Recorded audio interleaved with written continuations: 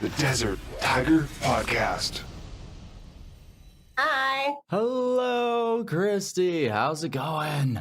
Good. How are you? I am fantastic. Having a lovely morning out here in BC. Good. I missed that voice. I remember from the last time we did an interview. You have the most interesting speaking voice. I love it. Well, I appreciate that. As most people, I have like a thing where for a long time, I hated my speaking voice. So it's good to know that other people don't feel the same way. Definitely not. Oh my God. That's funny. And of course, I miss your positivity, your energy. Always wonderful to reconnect with that. Thanks. Awesome. It's been about what? I think we we first connected at the end of August last year, correct? Yeah. Wow. It's been that long, eh? Holy. Yeah. It seemed a lot longer than it actually has been. Yeah. I don't know. I've lost all concept of time now. I don't know what's going on with life anymore. So that's fine. But yes, here we are.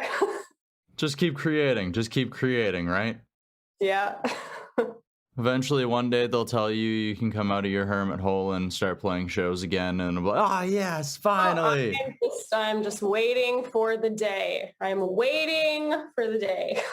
Well, if all goes well, hopefully, potentially, it might be within sight. So hopefully that goes that way.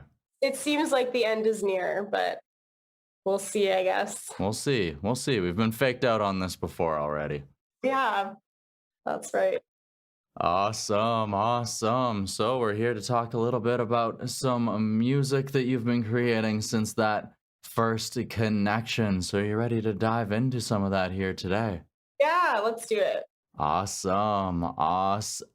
So of course I know that we're here to talk about a brand new single, but before we get there, I want to talk about the first track that you released here in 2021 with What Have You Done to Me? It was released in January 15th there. So what sort of energy were you trying to capture with What Have You Done With Me? Oh, goodness. So, I mean, that song, what was deeply personal to me for many reasons, but I feel like in the new year, I was just feeling like just so discouraged with everything going on in the world right now. So although the song isn't directly about that, it just felt like the right time to release a super bold and deeply personal song like that. It's really dark, and I just feel like it definitely showcased where I was at the time. And even visually, like we created a music video for that track that I think just perfectly like encapsulated the whole song. And so, yeah, I mean, at the time, it was definitely reflective of what I was going through and a time in my life that was super dark. And I just felt like that in the new year. And yeah, felt like the right time to release it. So. Okay, so a little bit of music therapy there then. A little bit. Yeah. That's what music's for, I think, for most people. So. This is very, very true. It's sometimes it can be hard to put difficult emotions into a song and then to present that, to have to sing it on stage and otherwise. But it's also a very good thing because you don't know exactly who that energy might go on to help once it's released in the world. Yeah, 100%. And I think a song like that, I feel like everyone at some point has sort of experienced those kinds of emotions before. And yeah, I was really shocked at the response when I first put it out there. And I had so many people messaging me saying like, this song is like, it reminds me of this time or it reminds me of when I went through this. And so that, that's always a great feeling to know that something, that really hurt you in a time that was super dark for you is actually helping someone else. So that's definitely a payoff moment for sure. That's it. It takes a village to build someone, a community, and it takes that community effort to help heal through some things personally. We can internalize and we can want to deal with things as much on our own as we think we might be able to, but sometimes it's good to put those emotions out there because even having people reach out to you, you don't know how much that might be able to help you too, to realize I'm not alone in this. Yeah, 100%. Yeah, and it's again, it's a great feeling to know that it's helping other people. But like you said, it's when it comes back to me, it makes and in turn it makes me feel good, right? To know that my music helps somebody else, and yeah, it definitely helped me heal through that whole experience. So Okay, okay, awesome. So it sounds like you may have done a little bit of healing from what I hear about this with this new track here. it's slightly different. Yes, it should be out by the time that this interview is released. So the listener should definitely go and check out Number One Girl, because after some hard times, it sounds like you've realized you need to do what's good for you and you need to value yourself. Yes, 100%. Yeah. This song, yeah, I love it. It's so different. The whole vibe is different, which I kind of like. I like the fact that my last release was so dark, and now my new release. It's been a few months since I've released an original, so I'm pretty stoked about it. And I think this song is just I really wanted it to be like a women empowerment sort of track, and um, in the campaign for this single, I've actually included a lot of my fellow female artists and people from back in my hometown, which I'm really excited about. So there's going to be a lot of really cool stuff coming up. Ooh, nice. So connecting it back to your past then a little bit too. Yeah. I think that's super important for me no matter what. I'm very like I'm loyal, and I always come back to where I came from. I mean I wouldn't be here if it wasn't for that. And another cool thing about this song is that I initially had produced it with my dad at his music studio in Windsor. So I initially brought it to him, and him and I sort of hashed it out, and he said, yeah, like the song has really good potential, and I just loved it. So him and I produced it together, and then we brought it to my producer here in Toronto, and he sort of added the finishing touches and all that stuff. So it turned out really good. I'm so excited that I have that element of home with me in the song. So Nice, nice. We actually spoke about your dad's influence the last time we connected. So continuing through into the new here. yeah, that's right. I don't think that will ever go away.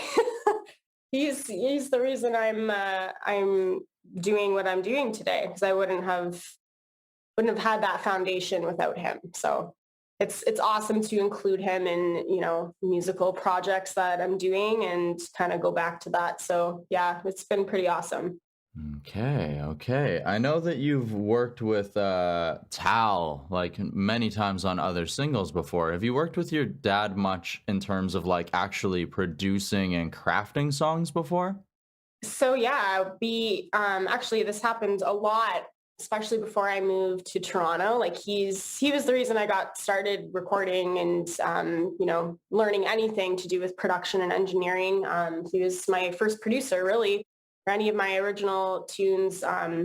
Especially when I was younger, when I was up and coming, like he recorded everything with me and he would produce all my songs for me. And that's sort of what got me started. Right. And yeah, up until I went to Toronto, I was working with him right until I left. So when I have the opportunity to kind of come back to him and have him included in songs or really anything to do with my career, it's awesome. It's really, really cool. And in this track in particular, I was super excited because there's a lot of like really cool guitar riffs, and my dad is playing all the guitar. So it's really sick. Yeah. So I'm pretty stoked about that. Those are like my favorite parts of the song. So Well, it definitely starts out with sort of that guitar licky, that riffy energy to get the song moving. Kind of reminds me a little bit of Falling for You, which we had spoken about last year too, where it sort of starts out with the lick as well, and it just gets you grooving in. yeah, yeah, absolutely. Yeah, I love it. I mean, I come from a rock background too. Like I've always written pop music, but my dad was a rock guy. So I just love anything to do with guitars and heavy bass and, those live instruments, having that sort of rocky feel to my songs. It's a huge part of me, and it's really important to me to try and incorporate that into songs as much as I can. So All right, awesome, awesome. So are we getting any visual representation for this song, a music video perhaps? So we are. Yeah, you know what? It's this whole quarantine thing, pandemic has been interesting because it's definitely, changed the path for a lot of these projects. And I know for me, the visual aspect of things is so important. And when I'm not able to perfectly capture and showcase what I want, it's a little disappointing. But no matter what, we're making the best of it. So I'm actually going to be recording and shooting the music video soon, and I actually am. I'm incorporating a lot of the people from my hometown in this video. So I can't say too much more than that because it's going to be a surprise. But I'm really excited. I have a lot of people from my hometown and the people that helped me to be the person that I am today involved in the whole process and the campaign for the single. So it's going to be really awesome. But yeah, music video is going to be cool. It's always interesting, when you have all these limitations, but you make it work. Well, it's after a year that we've been forced to adapt, and I mean, the music industry has always had to adapt. So it's always interesting to see how we just continue to work our way around. Okay, so we can't do this. So how can we replace that, right? Yeah, and it's a challenge for sure. But I think in a lot of ways it's a good thing. It's been really, really challenging, but I think it is really good. There's a lot of benefits from it. You're forced to sort of think on your feet and change your course of action, which I mean happens in life anyways. Maybe not this drastically, but it's important to be able to figure stuff out and continue making your art and figuring out where you fit in this kind of world now, right? So. Absolutely, absolutely. And of course, you mentioned the video shows a little bit of that community, that village that helped to build you that we mentioned earlier. So we'll definitely have to keep our eyes open for that. Yeah, definitely. It's a super fun one. It's sassy and it's going to be a lot of fun. I'm excited. Awesome, awesome. So am I. So, of course, you say you can't tell us much about the music video. So, what else about this future of 2021 can you potentially tell us? We talked about the potential return of live events and otherwise. So, are you hopefully gearing up for maybe some live shows before the tail end of the year? What does 2021 hold for Christee Palace? Yeah, I mean, that's kind of a hard question to answer because obviously I feel like for many artists now, especially like independent up and coming artists, it's hard to know what your future is going to look like, right? Once everything opens up again. But I am very hopeful that things will open up and I'll be able to be on a stage again. My God, it's been so long. But that was my favorite part of doing this. So I'm really hoping that comes back. And in the meantime, yeah, I mean, I haven't stopped. I've continued on with, doing even just live streaming performances and constantly working on stuff, writing new music. I have new music coming even after this single. And so I've just continued on, and like everything else, I'll adapt as we go, right? But I'm really hoping the live music comes back. I miss it so much. And there's really nothing like the live connection to people, and that's really where I made a lot of my fans and my followers. So I'm looking forward to that. I really am. You hear a lot of people say there's nothing that can really replace that. And that's why you see a lot of musicians still touring. So it's after a year where we tried to replace it with live streaming, and it's like, it's still good to stay connected with the fans, but it doesn't, like, watching replies on a Twitch stream is not the same as like hearing people react the moment you finish a song.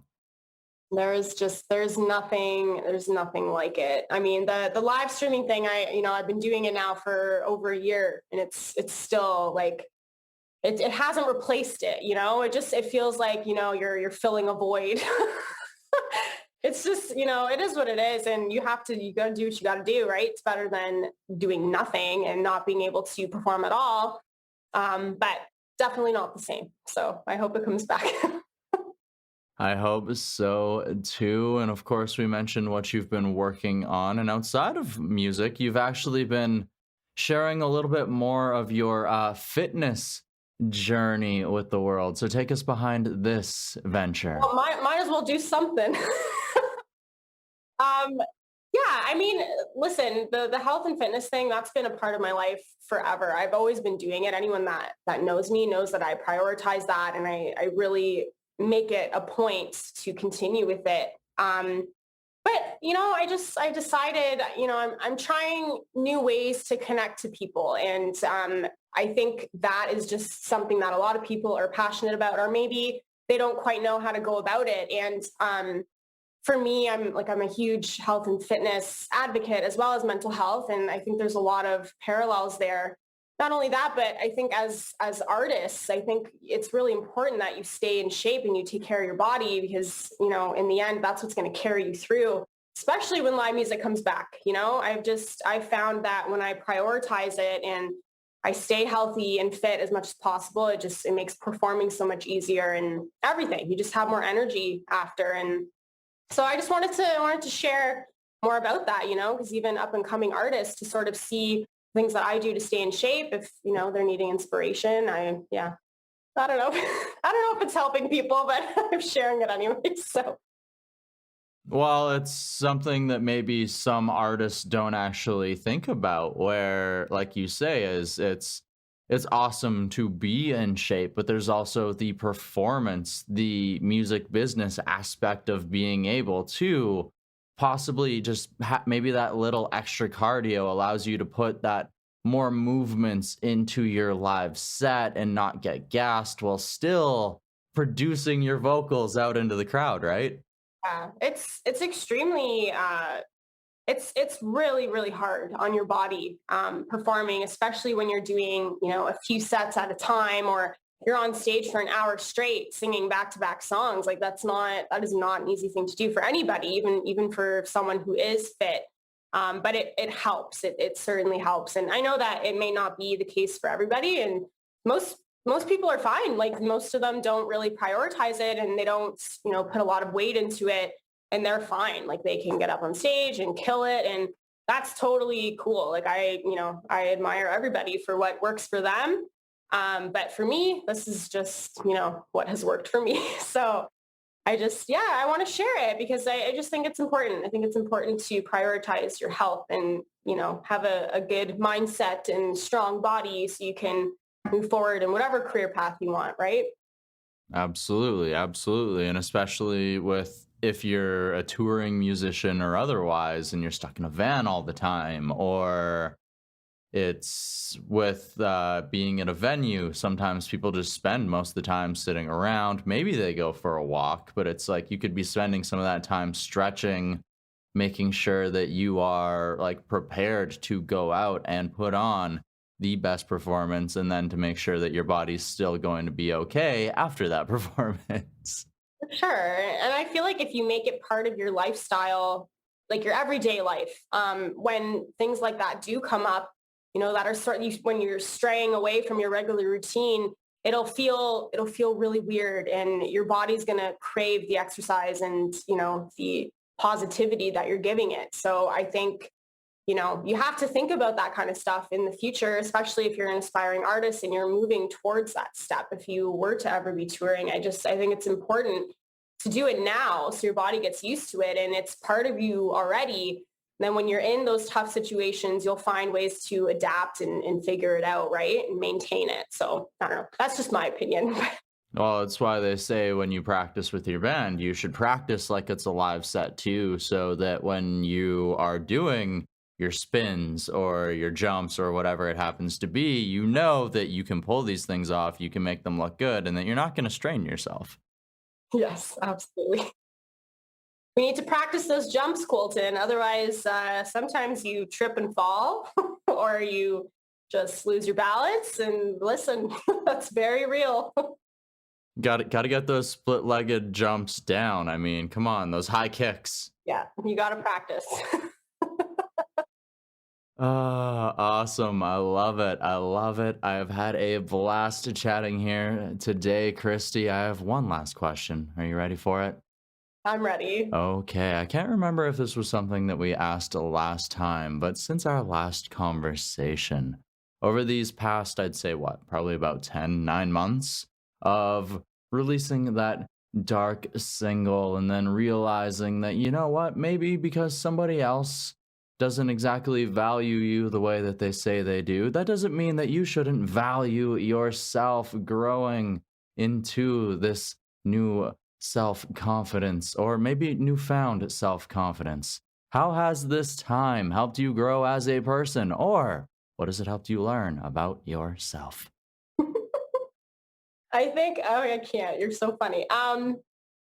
You know what?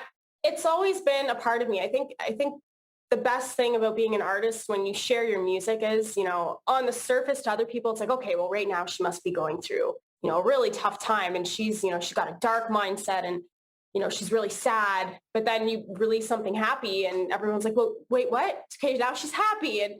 But you know what? Like, I feel like everyone is like that. You have moments of being sad, you have moments of being happy. And it's such a blessing to be able to share both sides with people. So I don't know that necessarily. I mean, music and releasing anything, I think it helps you grow no matter what. You're releasing it out into the world and you're sort of sharing a piece of your diary, if you will. And that always helps you. It helps you to heal, helps you to get over things that are, super, super crazy in your life. But, I'm just happy to continue making music and I just want to do things, that are authentic to me and just keep releasing things that I'm going through because like you said, it helps. It definitely helps. So I don't know. I don't know if I answered your question. Isn't it funny in interviews you start talking and then you're like, wait, what was the question? That happens. Just get on one train line and you're like, oh, wait, was this in line with the topic or is Sorry, this I just don't in know line if with this what is I what you want? were asking me, but yeah, I think it's all related.